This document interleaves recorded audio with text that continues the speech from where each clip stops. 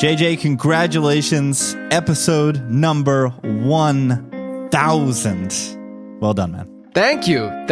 Yeah. As you guys know, a lot of the episodes are like shorter in length, right? Because that's kind of what the Late Round podcast is all about and what I've been doing for years. But I asked ChatGPT to estimate the number of hours that all of these episodes were. So, not working on the podcast, but how long in duration these episodes were. And that includes Becoming Best Ball Bro. That includes Late Round Perspectives. Do you have any guesses on how many hours the Late Round podcast feed basically has in podcast content right now? Ooh, that's a good one. It's shorter for me. I'm a 1.75x bro. But if we're talking 1x, I don't know, 3 weeks? 3 weeks? 3 weeks? Okay, so I asked ChatGPT. It's 46 freaking days. It's 46 days of podcast content that could almost get you to the start of the NFL season. I'm JJ, and last year I tried my hardest to become a best ball bro. I drafted over 500 teams, I talked to some of the most successful best ball players in existence, and I admittedly had mixed results. So this year, I'm going to chase that title once again. My plan is to max enter DraftKings Millionaire Maker, and I'm going to document all of it while talking to the brightest best ball minds on the planet. Last year, I didn't quite get there, but this year, this is going to be the year where I officially become a best ball bro.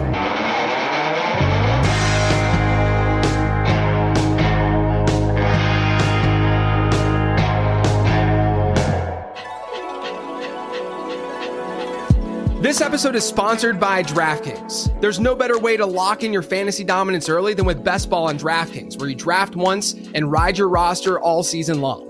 And right now, DraftKings is giving all customers a can't-miss offer. Draft one, get one. Enter a lineup in the $15 million Best Ball contest for just $20, and you'll score another Best Ball ticket to play free for a share of that $15 million, giving you a second shot to win big. It's easy. Just draft your dream team once, no weekly management required, and let your top scorers automatically start each week.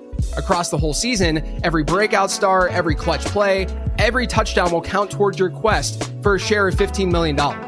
I'm drafting over there all the time. It's an absolute blast. So download the DraftKings Daily Fantasy app now to draft your $20 best ball lineup to play for a share of $15 million and get a second ticket to play free for a share of that $15 million. That's 2 chances to win big without ever setting your lineup again.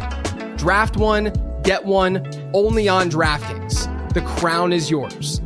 Gambling problem? Call 1-800-GAMBLER. In New York, call 877-8-HOPE-NY or text HOPE-NY to 467-369. In Connecticut, help is available for problem gambling. Call 888-789-7777 or visit ccpg.org. 18 plus in most eligible states, but age varies by jurisdiction. Eligibility restrictions apply. Void where prohibited. 1 per customer. Enter the Best Ball $15 million headliner contest by 9/4/25 to get 1 bonus entry. $20 entry fee required. Reward expires in 30 days. See terms at DraftKings.com/NFL-best-ball. Sponsored by DK. Now back to the show. Welcome into another episode of Becoming a Best Ball Bro. I'm JJ Zacharyson, joined as always by Rich Ryan. Rich, what's going on, man? JJ, I am fantastic. We're recording this on a Tuesday. I got my Garrett Wilson one-handed cat shirt on because he signed his extension yesterday on Monday. And just before we hopped on to record, Sauce Gardner signed his extension as well. It's joint press conference season in Florham Park, New Jersey. 2 guys that are great dudes from all accounts. I have a birdie in the building, and from all accounts, these are 2 great dudes, great young players, guys that I'm excited for my 4-year-old to get older and watch play for the New York Jets. So very excited. I'd be excited about 2 overrated players too. It's fine. I understand it's tough as a Jets fan. I'm just kidding. I'm totally kidding. Although Sauce wasn't as strong last year, to be fair. Definitely. But I think that they can turn things around a bit with a new coaching staff there. Well, what's scary about Sauce is Sauce definitely had a down year last year. And still, if you look at any peripheral metric when it comes to completion percentage, target percentage in the offense, he was still like a top 10 dude at the position. Even in a down year, and he's never had the chance to play traveling corner, which we would think under Aaron Glenn's system, a little more aggressive. He would have the chance to play a little more man and get those giant alien arms onto somebody and make some plays. Yeah, no, I'm happy and excited for Jets fans. They're both good players, obviously. Let's hope that Garrett Wilson can get something going this year with Justin Fields. under center. I got a fun guest today. We're not going to get to that just yet, but I have a fun guest today. I got to talk to David Kitchen, COO of Late Round Fantasy Football, someone that you guys have heard me chat with on the Late Round Fantasy Football show on the YouTube channel quite a bit. But first, I want to talk about some things that have been going on with me in the best ball streets, drafting on DraftKings. There's two main buckets I want to talk through today. Okay. The first one is 3 tight end builds. Okay. I think 3 tight end builds are optimal when you're drafting 3 late round tight ends, especially, if Tucker Kraft is your tight end 1 and then Brenton Strange is your tight end 2, and then you kind of throw a dart at tight end 3. But I've had a hard time and I've struggled a little bit. I wonder what you've been doing, where a lot of these best ball bros have talked about 3 tight end builds being optimal, even if at times you drafted an elite tight end. And my issue I have with this is that if you draft Trey McBride, if you draft Brock Bowers, if you draft even George Kittle, part of the allure in doing that, in my opinion, is the fact that you're able to capture the same amount of tight end production, or more tight end production, hopefully, with just one spot as opposed to using multiple spots, right? So you can get 2 tight ends and still be okay. I'm still getting 3 tight end builds late, but I'm trying when I get McBride and Bowers and such, like, I don't want to feel the need that I need to get 3 tight ends. You think that's the wrong approach? So my gut is with you in that we've talked about it for 2 years now. Based on the early round drafts picks that we make, those selections, those are bets that we are making that they are not only going to have an impact on our point output for the entire season, getting us into the playoffs, but in these crucial playoff rounds and in these finales, that those bets that we're making are going to be the ones that get us home. So when we invest the capital necessary to get a Bowers or a McBride, I do agree that on the surface, it makes it difficult to then take one of our 20 draft positions and use it on another tight end. That being said, because we have those extra picks, I almost feel like it's somewhat wasteful to not have a sense of security by having a third player in that room who can help us along the way. And what I've been doing in these spots is that third tight end, I almost always try to find somebody that is going to stack with one of my quarterbacks. So at least, even though it might be a later tight end and somebody that I'm not betting on individually to have an impact, it at least correlates with a quarterback that I have or a game that I have already rostered on my team.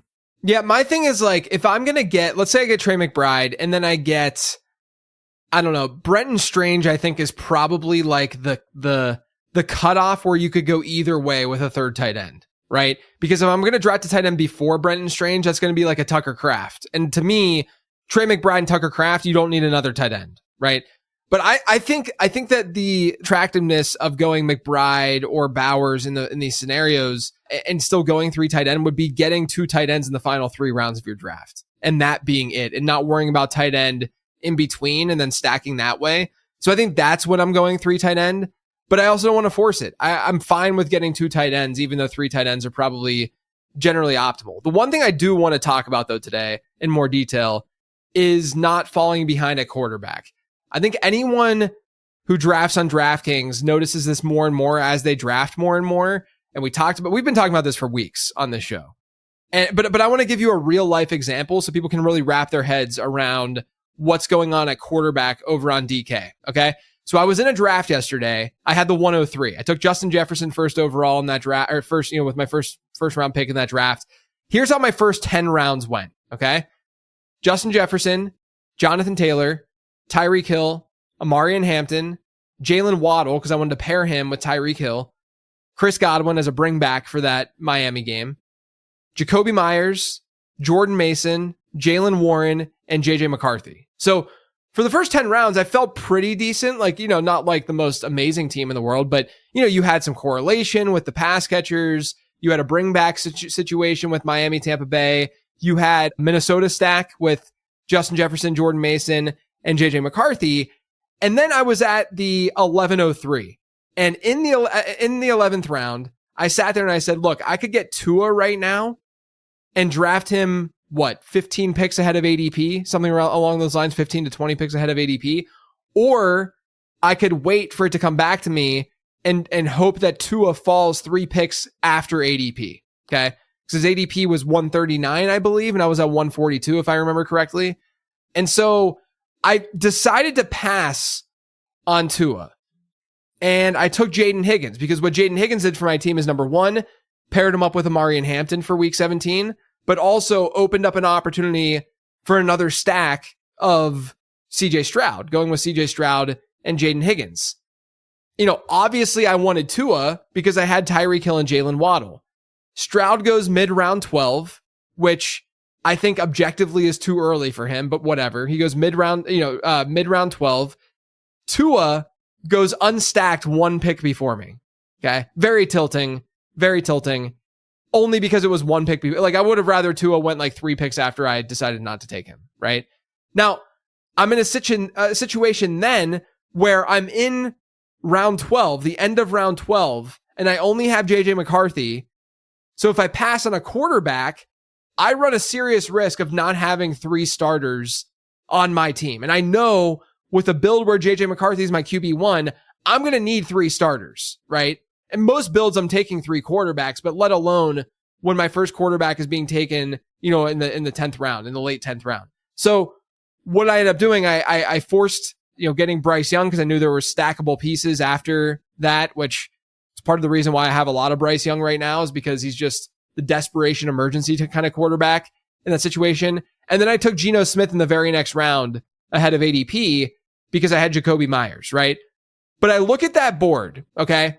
And I look at it after the fact. I think in the moment, of course, I would have rather had Tua than Jaden Higgins to complete that stack.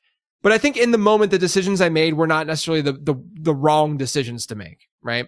But I look at the board in hindsight, and Justin Herbert basically went around before Bryce Young did, before I took Bryce Young. But I don't even think my Bryce Young pick was a bad pick. I think I had to do that based on how the market is reacting to these quarterbacks. Jordan Love went 11 picks before Bryce Young. I like Bryce Young a lot. He's a late round dart throw, spoiler alert, in the late round draft guide. But Jordan Love, I think, is objectively the better fantasy asset, right? Only 11 picks before. The value of those players are just so much value. It was so much better than the value that I got with Bryce Young. And I think this is, the more that I've thought about this, and I feel like we've brought this up so often on the show, but haven't had a conclusion or cohesive thought, totally cohesive thought to it all. And the more that I think about this, the more I think the reason, and I probably know the reason that these quarterbacks feel like their ADPs are rising, is because when we're forced to reach for these quarterbacks, their ADPs rise. And when their ADPs rise, even in a scenario where you don't need to reach for a quarterback, you're just going to draft that quarterback at ADP. Oh, I have pick 127. This quarterback is getting taken at 125. I should just take this guy. That's what these people are doing. Exactly. Exactly. And so we're in this vicious cycle. And again, this has been in our minds for a while now, but we haven't really fully articulated it, right? We haven't just thrown it out there in this way. And I really wanted to throw it out there in this way.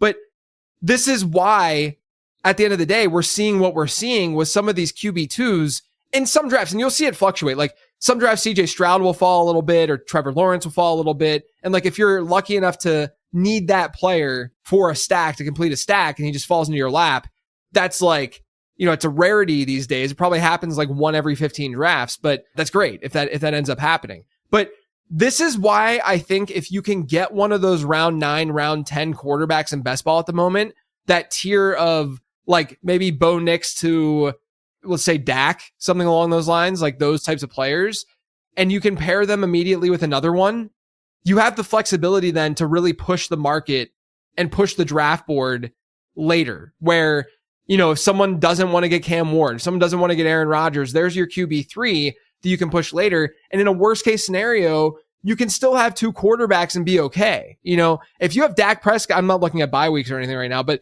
if you have Kyler and Dak Prescott, you're okay with 2 quarterbacks. You don't necessarily absolutely need 3 quarterbacks. So then I was thinking, okay, let's say that you get into round 9 and you don't have stackable players for a certain quarterback in that range.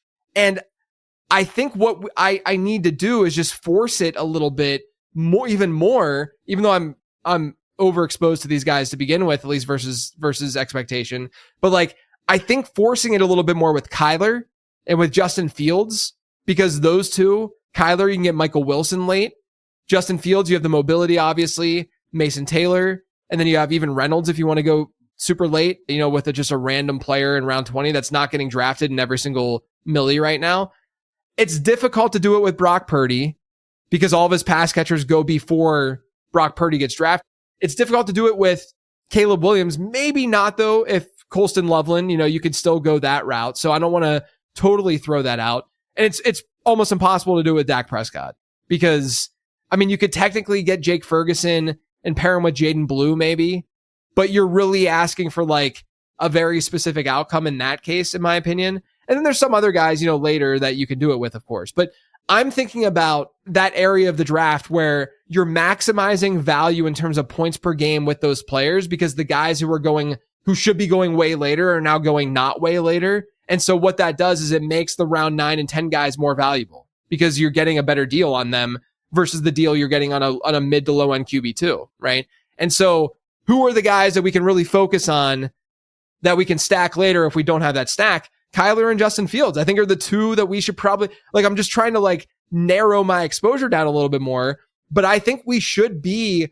overexposed to those guys just based on this alone and based on these market dynamics alone. Do you think that this is all logical? Yes. I think at some point you need to just pull the ripcord at times and take a quarterback before ADP determines, right? We almost have to think of these quarterbacks as ADP round ranges as opposed to ADP, the specific draft slot position. Because when we start to do that, we put ourselves in positions where, I'm taking this guy half round early or 3/4 of a round early, and you feel kind of icky about doing that. But to draft the most optimal team based on the players you've selected before that point, sometimes you just got to do that and just take the quarterback and fill in your roster and make it as optimal as possible. One of the later guys, you brought up a couple great mid-round quarterbacks there.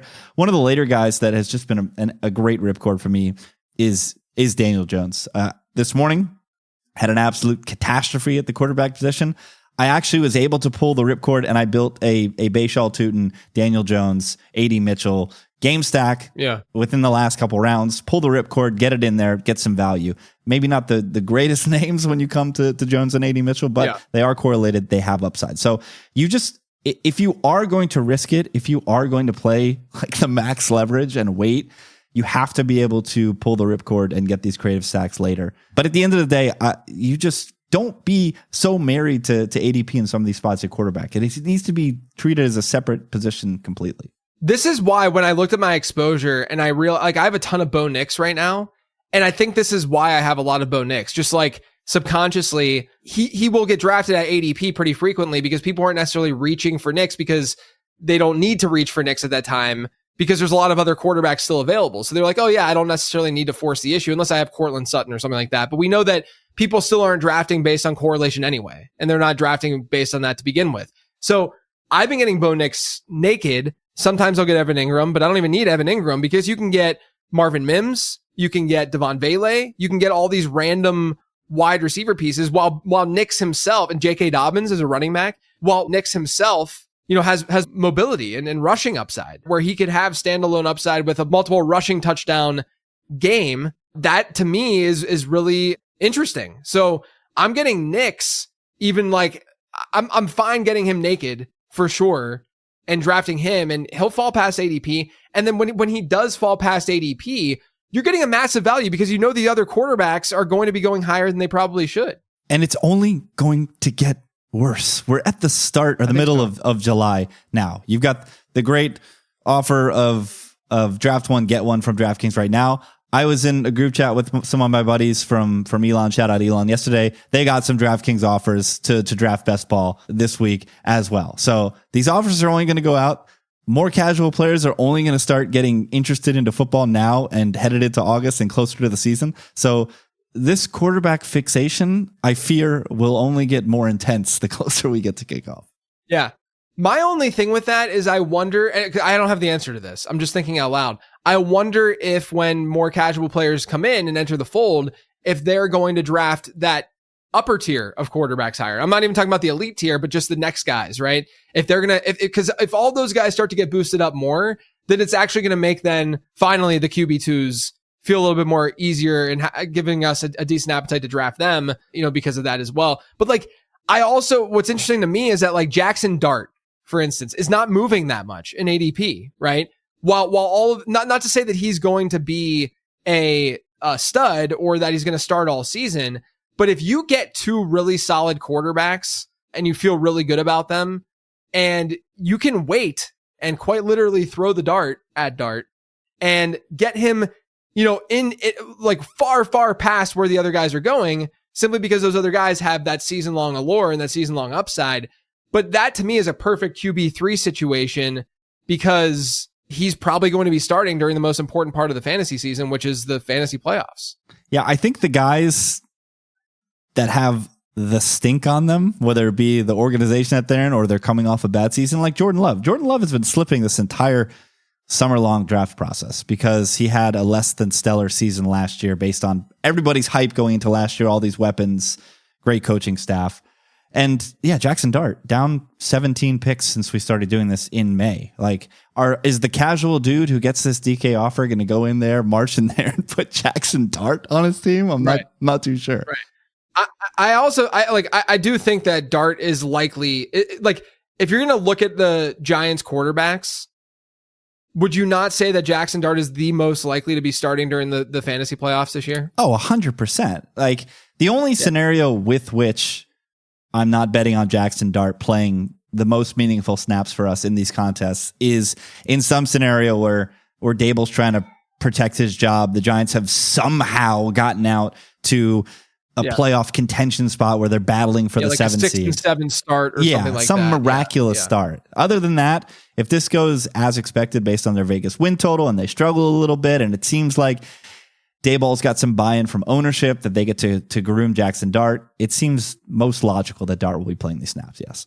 Yeah, so I'm trying to get a little bit more of him whenever I do get two of those like pretty good, solid if you get a round 10 and a round 11 quarterback, I feel like going with Dart as your QB3 is actually pretty sharp given the value that you're getting out of that with the QB2s rising the way they are in ADP. It gets super cliffy after that, right? If we were talking Flacco, Russell Wilson, Shadur Sanders, Jalen Milroe, like I'm not liking any of that. Yeah. I'm hoping we get some clarity of QB2 in Cleveland if we assume Flacco starts the season, and then we can say, okay, Shador is going to be the one that's starting, towards the end of the year, and we can throw those like 19th, I want to bet on 20th round Shador. I want to bet on Shador, right? Like, right. Rookie hard, quarterback. Hard. For all the things that have been said about him, like he's a pretty good thrower of the ball, very accurate. Colorado didn't have a good offensive line, so he had to perform in chaos a lot last year. So yeah, it's the type of last round quarterback that I want in these things. But like you said, if there's no clarity as to who's the QB2, it's kind of too dangerous to make that pick right now. All right, so there's the rant about the quarterback landscape right now. Now that we're all on the same page, let's move on to this interview. David Kitchen, like I said, he's a former DraftKings pro and the current COO of this little company called Late Round Fantasy Football. We talked about Max entering contests, changes that he's seen in the best ball streets in the fantasy industry through the years, elite tight ends, the changing quarterback landscape. So a similar discussion to what we just talked about, so much more. It was a great conversation, a lot of fun. So without further ado, here is that interview with David Kitchen.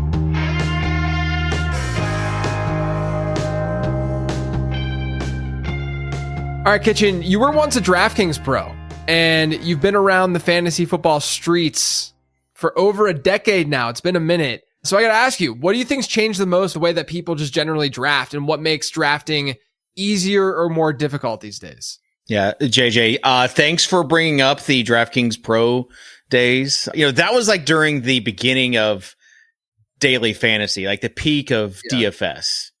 And I think we're starting to get to that point in best ball as well, where it's becoming more and more mainstream.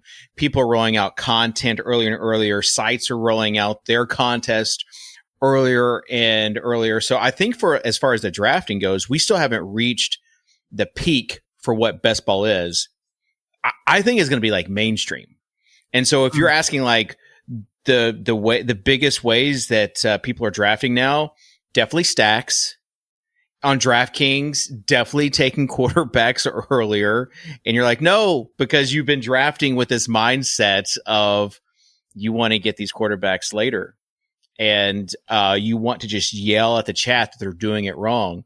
But when everybody's doing it, you have to also kind of adapt and participate. So I guess I would say is like the different way people are drafting is that game theory is much more involved than it was back in the old days, back when in the MFL 10 days. Then it was just draft the best guys you could and hope those guys get you the most points possible at the end of the day. I know I'm becoming a best ball bro, but I don't think people realize that like I was playing not to the volume that I'm playing now, like on DraftKings and so on, but like MFL 10s were a thing. And look, this is also back when I was younger and didn't have the same disposable income and stuff. Right. Like this is like very, very early on in the fantasy football industry days, at least compared to where things are now.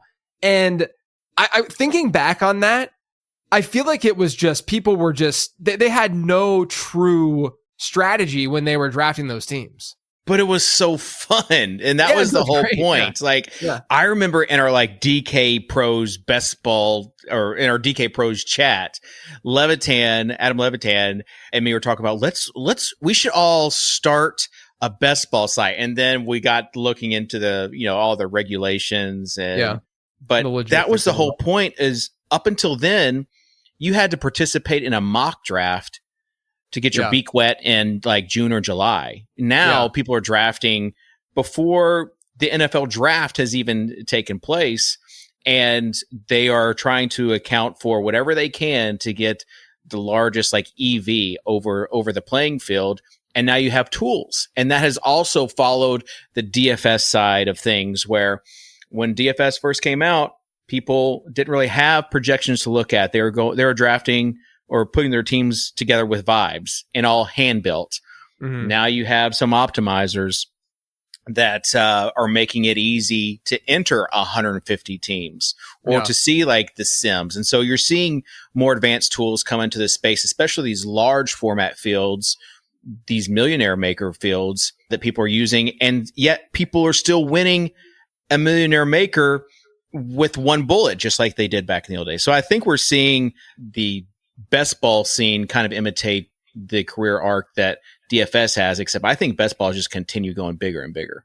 Yeah, I do too, because I think the difference is pretty obvious in that like the economy of best ball and like the strategy and like the thinking around best ball compares so much more similarly to season long than DFS. Because like I literally, and I've been open about this, I stopped playing DFS a few years ago. Yeah, because it's a different beast to play, right? It's a different research oriented things. Like it's harder when that's not your focus, and it wasn't my focus, right? So I was like, okay, well, I'm not putting the time into this, so it's more difficult for me to go do this. Not to say that you shouldn't play DFS. I think that you should still play DFS, but I just thanks for giving me permission to play DFS. Yeah, no, I don't mean you.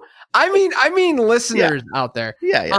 But I do agree that like there's just more of a one-to-one relationship with season long, obviously, with best ball, and everyone in the fantasy space knows what season long is. That's the top of the funnel. Like that's where people are coming in and getting introduced to fantasy football. So it's naturally kind of like a next iteration to get to best ball. MFL 10s, by the way, they were only 12-team leagues too, right? There were no tournaments. There were no tournaments. Everything was $10. So that's when we again. Back in, I remember RT Sports and some of these sites that you would try to get like a draft slot that night. Yeah. Or like the next day. And so you would plan the whole day trying to get into this draft the following night that was online. Otherwise you had to, organize something with your friends. Yeah. And then MFL 10s kind of normalized being able to get in a draft, hey, putting a link out there and be like, all right, who wants to get in this draft? And then it's starting and immediately getting that rush of drafting, which is the best part of fantasy football. And I think it also, we had to do mock drafts. Those were the absolute worst because you had people that would just get in and get out and not take it seriously. It wasn't mimicking anything.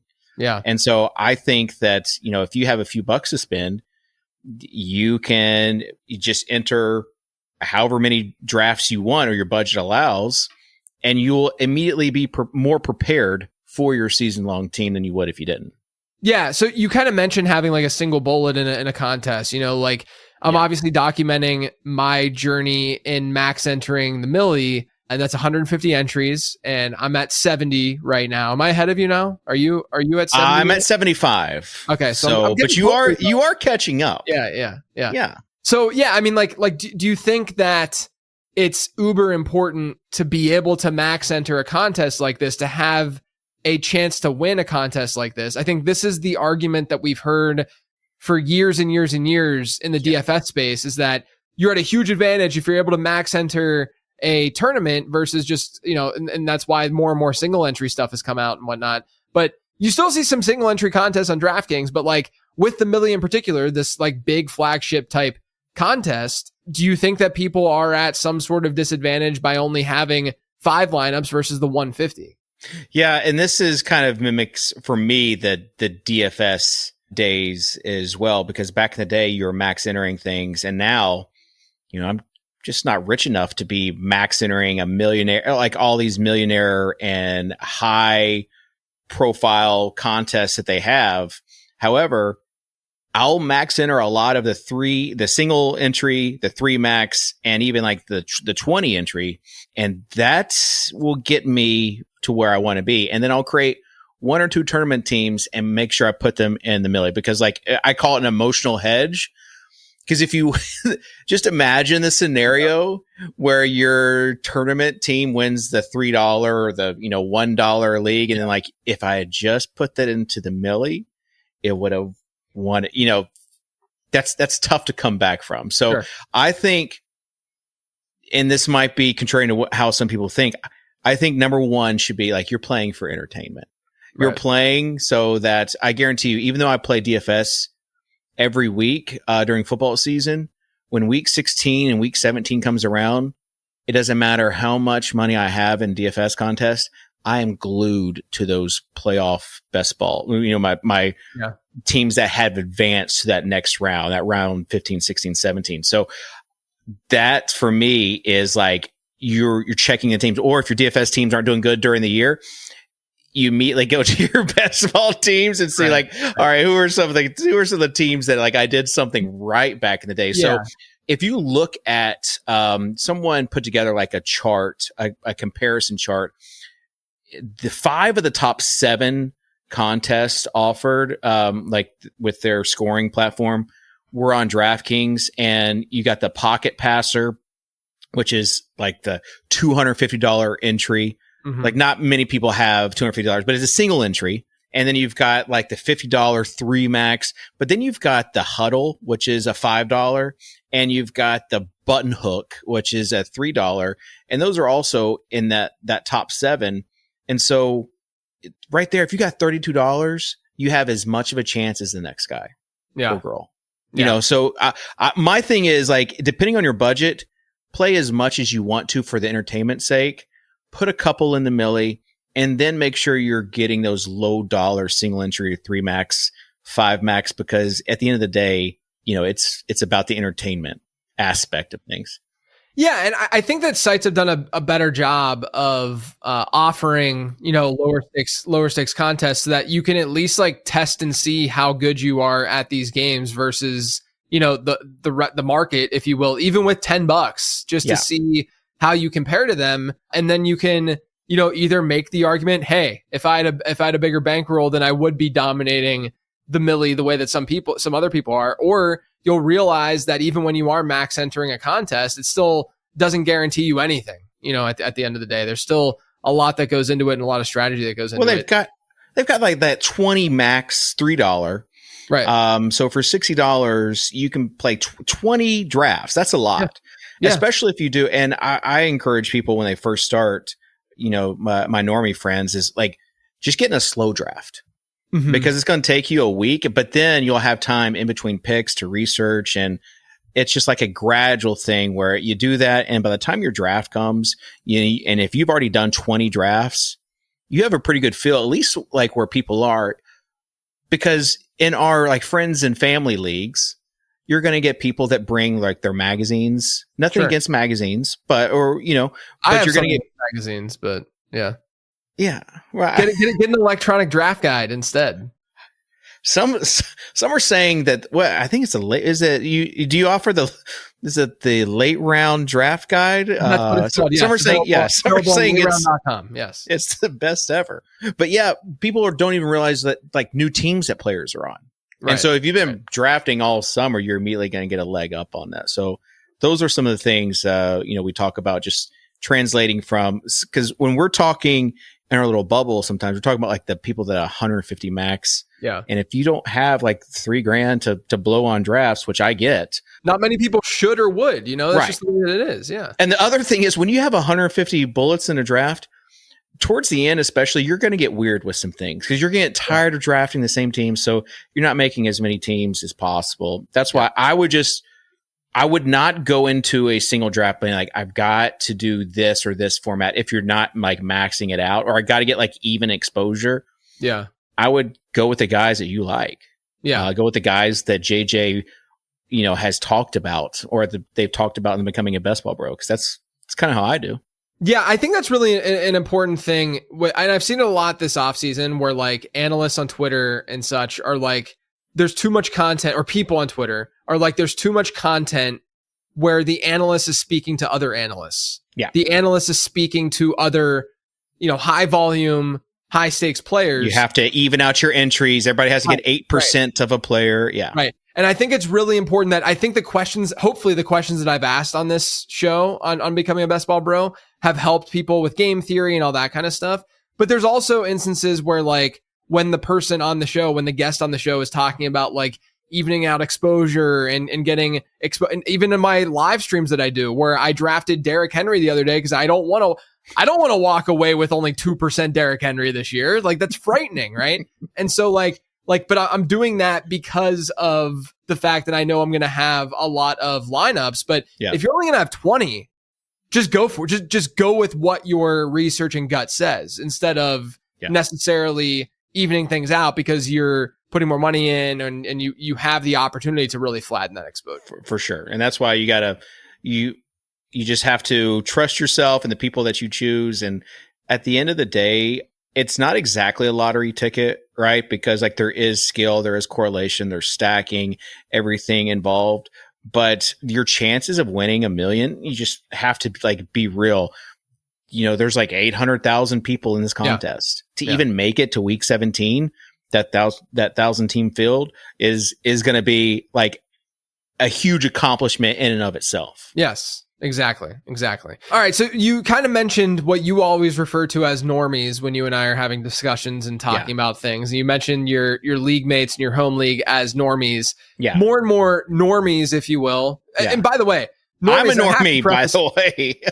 I have to preface with this too. When I say normies, when you say normies, they're more normal people, right? We're the abnormal people. We're the ones that have a problem and talking about this in May and June and stuff like that, right? Correct. But they're getting thrown into the mix here in mid-July. Like this is kind of the time of year where we start to see more people who are more casual with this joining best ball contests and stuff. Do you think that there's almost this entitlement that sort of started and has occurred with higher stakes / higher volume best ball players where they almost think that they deserve a certain player when they go after a stack? Like, one thing that Pat Kerrane really drove home with me at the beginning of the series this year was to really not tilt when you get sniped with your stack, because that stack, number one, you can be a little bit different with the stack. Like for instance, I had Tyreek Hill and Jalen Waddle and someone right before me picked Tua, right? And that's super, super frustrating. But at the same time, I would bet that a lot of teams with Tyreek Hill and Jalen Waddle are thinking with a stacking mindset, and most of them probably would then have Tua. And so if you don't have Tua, number one, you get Dolphins correlation just naturally, but also, there's instances where they both could have good games and Tua is still like a mid QB1 and not necessarily like a high end QB1. But I've noticed this in the space a lot, and I think that people will resonate with this idea that, a good example of this is with Joe Burrow this year and the Bengals and how Jamar Chase and T. Higgins are often, Jamar Chase goes 101, T. Higgins a 2-3 turn guy, Trey McBride as a week 17 stack, will go at that 2-3 turn as well. And then someone might pass on Burrow, who drafted those three players at the 4-5 turn. And then someone takes Burrow mid 5th, which is past his ADP. Yeah. And then people get mad because, oh, I'm the one who's stacking the Bengals. Like, do you think there's a lot of that going on and it's almost not good for this game in a way? To some extent.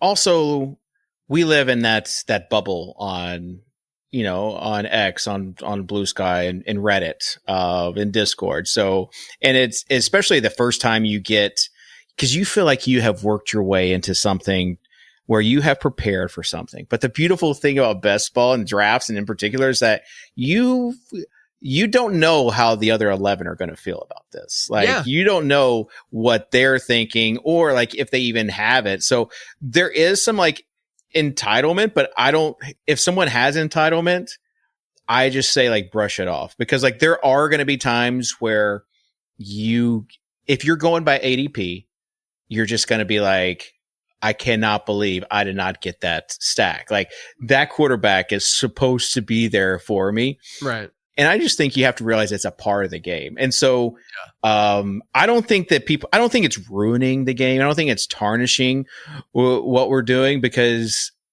there are also, especially on DraftKings, there's 20 rounds, there are multiple ways to stack teams. Yeah.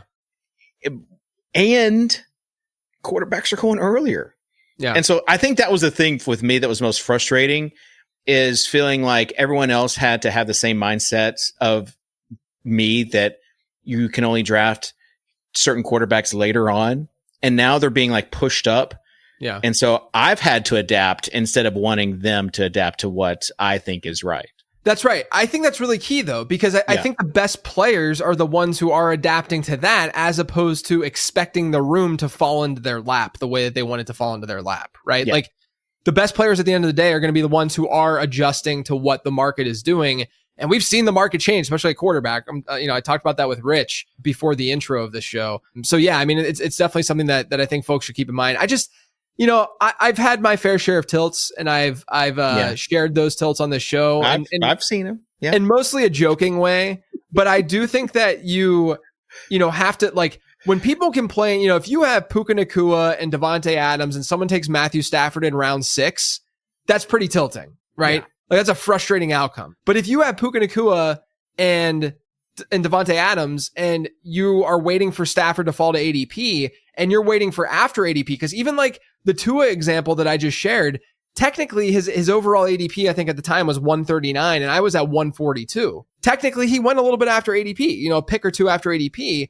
And I can't be like that mad, because I pushed it, right? I could have taken him around earlier and felt fine about it, but I pushed it a little bit to extract more value, and that's the game that we play at the end of the day. And that's exactly, when you push it and you don't try to get them around early, you're playing with fire on DK, because it's fun though. That's also part of the fun. Like, you get exactly. It's that risk reward. You have to a few things, like, you have to tell yourself that every lineup tells a story. Just like in DFS, like, every lineup tells a story. So even if someone snipes your quarterback, it's still possible for your guys to go off, because there are injuries in this game. Sure. There's a way for two unstacked players to still be in the championship, and at least like advance your team to that week 17, to where hopefully you have a stack or some sort of game stack that can help win. Right, exactly. All right, let's talk more about how you're drafting and sort of how you're thinking about things this year. How do you look at drafts, and how do you sort of shift your mindset with there being 2 extra rounds on DraftKings compared to like an underdog? Yeah, and this is like one of the things that when we were talking about before we were drafting on DraftKings, I told you, like, DraftKings has been my preference to draft. I enjoy drafting. I mean, it could be like a made up site, and I would enjoy just the process of drafting. But when it comes to best ball, I love the 20 rounds. I love playing. I'm already playing DFS like on DraftKings. So I like the bonuses. I like more points for PPR instead of half PPR. And I like that it's a little bit softer. On other sites, people are heavily tethered to ADP.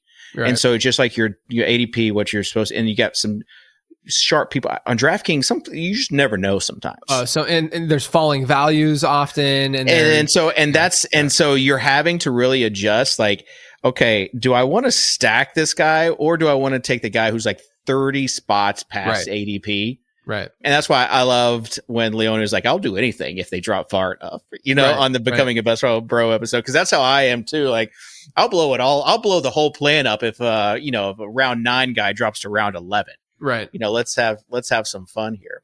But the 20 rounds every year is different. A couple years ago, I felt like there was just immense value at running back. And so, and a few tight ends. Now I actually feel like there's a lot of value at wide receiver. Yeah.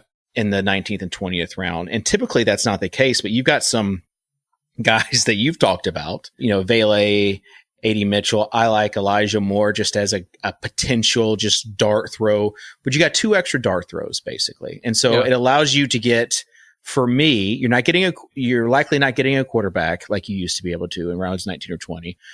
So you're getting a tight end 3, or you're getting a wide receiver that has some sort of big upside, big play potential, that spike week potential. Yeah. But the way that I've been drafting this year is the alpha running back situation. I have been pushing running backs further and further down the board.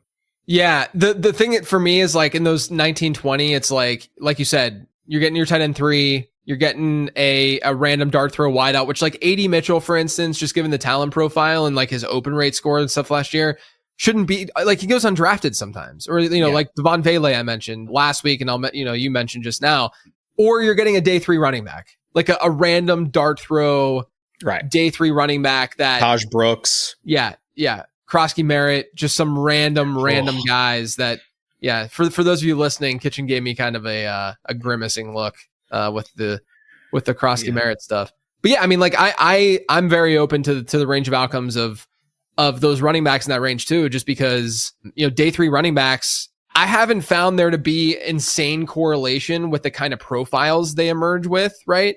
Yeah. Whereas the model, the ZAP model is a lot more focused on some of the day 1 and day 2 attributes, because that's what's more important. Day 3 is just kind of, it's not totally out the window, but there's a little bit more, a little wider range that we can, a wider net, I guess you could say, that we can accept with those kinds of profiles of those players. Well, especially with this running back class, that we've talked about. And as we get closer to training camp reports, some things will come a little bit more into picture. Right now you've got some teams with 4 or 5 running backs on the roster. So you're just like blindly picking players. You're going to have more players like, okay, this guy is not doing well. He's on the bubble, or he's got an injury.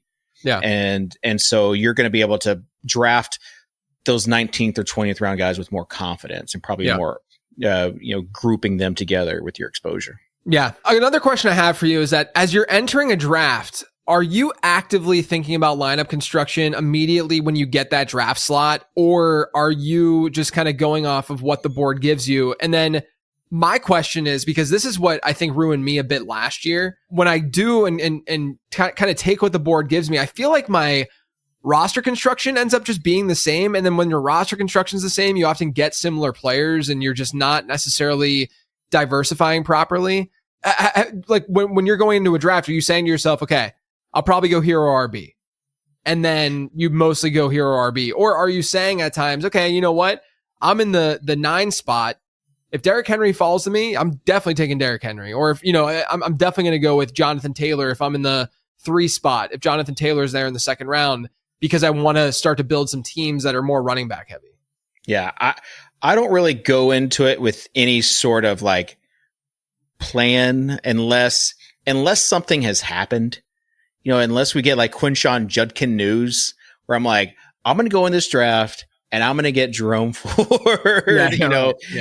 the 18th round. And that's the whole purpose of this draft. Or after listening to your last Becoming a Best Ball episode, it's like, okay, I've got 2% Laporta. I need a Laporta team. Right. Whatever it is, I'm going to get a Laporta team. So those are the only times that I do it, is if I see something and I'm like, okay, I need, they're making a good point. I need some exposure to that player. I need a team with that guy. Now, there are some guys I refuse to draft, and if they burn me, they burn me. But by and large, I'm going into the draft, especially those first 3 or 4 rounds. They'll tell you what you're going to get. Right. And we'll probably talk about this later, but I'm trying to get an elite tight end. Okay. I'm trying to get some elite pass catchers, and then maybe one running back. And so a lot of my builds have been like one quarterback, one running back, 5 or 6 wide receivers, and then one tight end. And I feel like with that start, that's going to give me a big chance on DraftKings where people are just like drafting any quarterback in the 12th round that they can. If I can get a semi-decent quarterback and an elite tight end, and then a semi-decent running back, and then a lot of good pass catchers, 0 RB, hopefully is not completely dead. Yeah, not totally dust. Okay, so you mentioned that you're getting elite tight end. Are you including George Kittle in that? Is it the top 3 for you? And then you mentioned you didn't have that much Laporta, as I do not either. And I've been trying to get a little bit more. A little bit. My thing with Laporta is I don't think the gap between Laporta to Hawkinson should be as big as it is.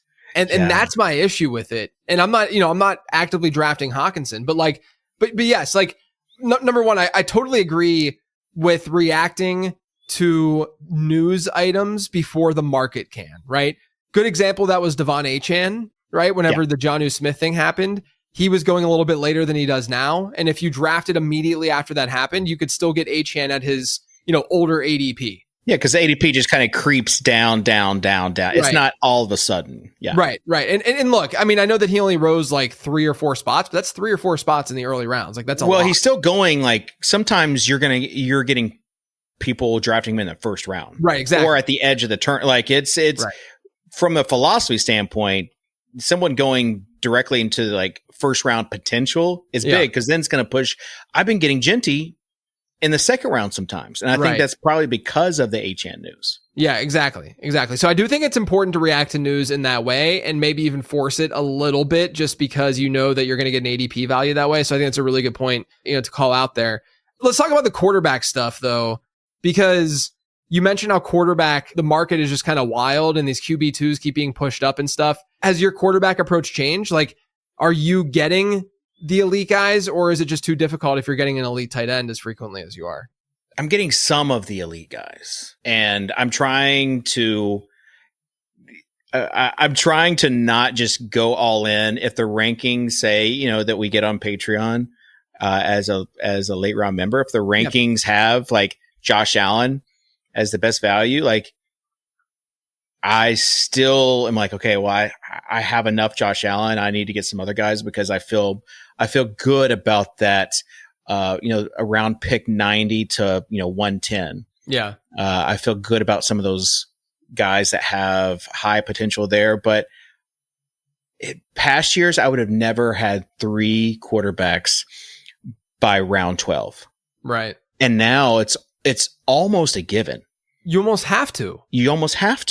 Yeah. And so you're taking, this isn't super flex, and you're taking 3 quarterbacks because that's probably the optimal build.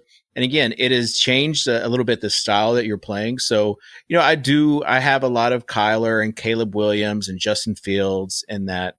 And I'm also trying to take a stance on some of those QB3s.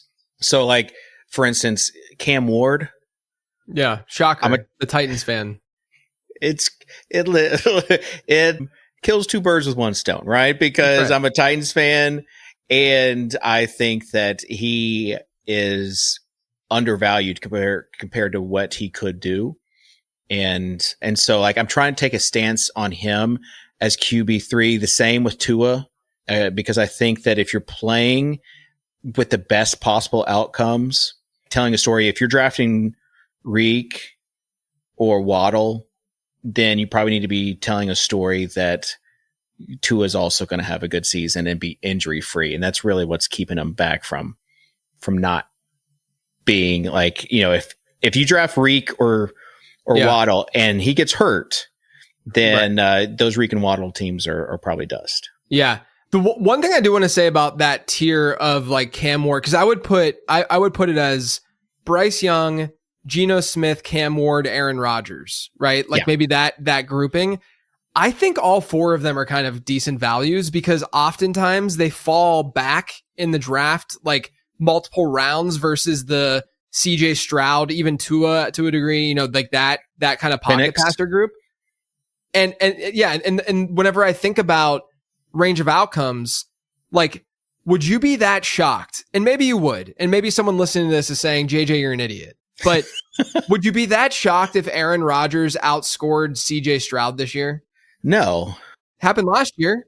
Right. Especially when you've got, DK Metcalf out there and you got if he's throwing a few Russell Wilson moonballs, then, he could. Right. That's kind of the, we laugh about it, but I had the mantra of live a little on one of the Swolecasts, and then it became a thing, or you just don't know. That was another year's mantra. This year, the game is beatable one, but it all goes back to the fact that sometimes analysts think they have it all figured out. Mm-hmm. This is going to happen. This is what my projections say. This is what my model says, and this is what should happen. Right. And when in reality, we know that nothing ever goes by ADP. Right. And so your lineup tells a story, and you have to be prepared of like, you just don't know. And so that's why it's okay to take a guy 1 or 2 rounds before ADP. Yeah. And look, I'm not, for the record, I'm not like saying that I have CJ Stroud ranked behind Aaron Rodgers. I just think it's more of the range of outcomes thinking that people need to do. And if you're getting a 2 or 3 round discount, which at times some of those like back end quarterbacks do fall because the people who are going to take 3 quarterbacks are satisfied. Yeah. And then the people who aren't going to take 3 are also satisfied. And so all of a sudden no one's forcing quarterback, and you can get discounts on Geno and Cam or Aaron Rodgers. And all of a sudden you're like, oh wow, okay. This ended up being a better value than if I would have reached for one of those pocket. Well, Stroud and Lawrence sometimes fall as well back into the 130s, 140s. Like they're falling. Right. They're falling to a range where you feel comfortable with. And with both of those two guys, you can find players later to stack them with these backdoor stacks. We've talked, I think you and I both have a lot of exposure to Brenton Strange.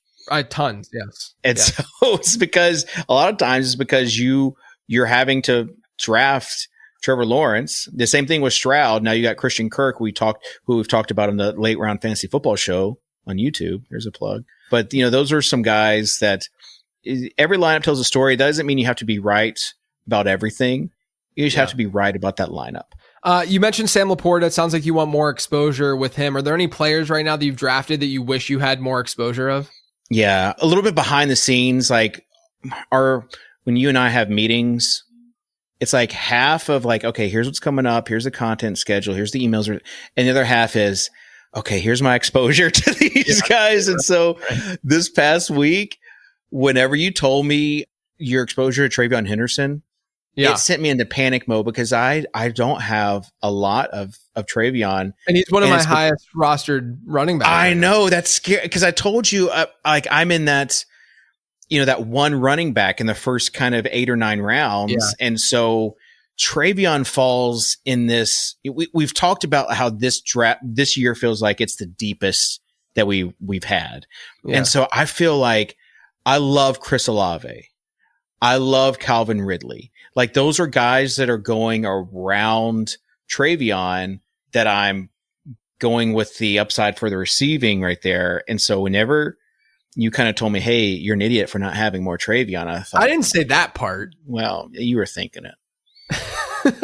So TreVeyon, I mean, to me, in that range where he goes, some of it is just based on the fact that I went really wide receiver heavy to start, and he's my RB1, and I'm starting like a 0 RB type build with him in round 6 because he'll fall sometimes. He'll go.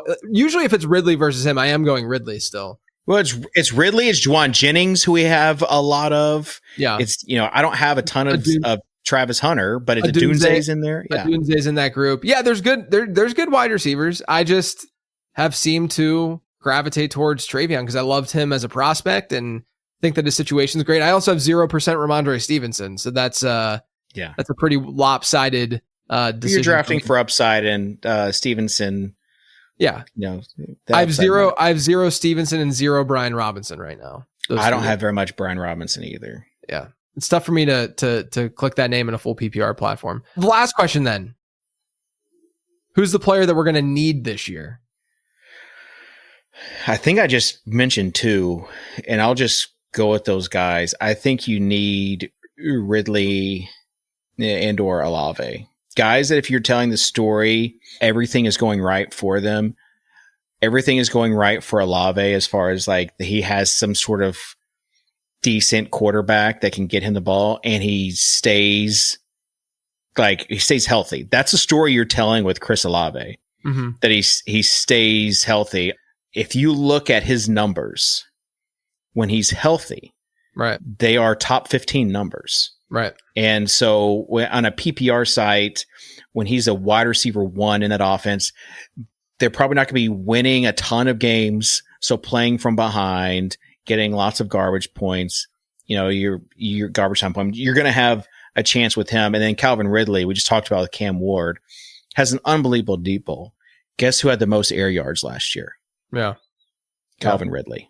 And so I think that you're telling the story there that the Titans have like boots on the ground here. They've got a much better offensive line, and they've got a much better quarterback. Nothing against Will Levis, but they got a much better quarterback. Year 2 of a guy who supposedly knows a thing or two about offenses. So I think Ridley takes that next step. Yeah. I mean, Ridley's splits last year with and without DeAndre Hopkins were actually pretty crazy. And I talked about that I remember on 15 Transactions plenty of times. I had a buy low moment with Ridley, and he really, he had some really big weeks last year. Yeah, he had bad luck with touchdowns too. He just didn't have a ton of touchdowns. Right. Yeah. I like those call outs quite a bit. And I've always said, I think Chris Olave can be just as good as Garrett Wilson as a player if he's not already been just as good as Garrett Wilson, but he's just not been healthy. And that's been, really difficult for him. But if you look at his per route run numbers, et cetera, he's been unbelievably good. So definitely, I would not be fading Olave at this moment, especially the moment people see him on a field again and he's not, in protocol. That might boost up his ADP a little bit as well. Kitchen, this was great. As always, I talked to you a lot, but talking to you in a more professional capacity, it was a good time. I love it. And how lucky are you to have the number 1,000 be this week, DraftKings Best Ball be this week, and get one of your best buddies and workmates That's on right. the show the same week. That's right. Let everyone know where they can find you and what you're doing at that great company of Late Round Fantasy. Yeah, I'm glad you asked, JJ. You can find me on X at David Kitchen X. I had to add the X in there. And then you can also find me in the Discord of the Late Round Patreon community. I'm in there as Soccer Dave, is my old draft DFS name. Yeah. And you can also find me sending out some emails on our free email newsletter that we send on Fridays that you subscribe to by going to lateround.com.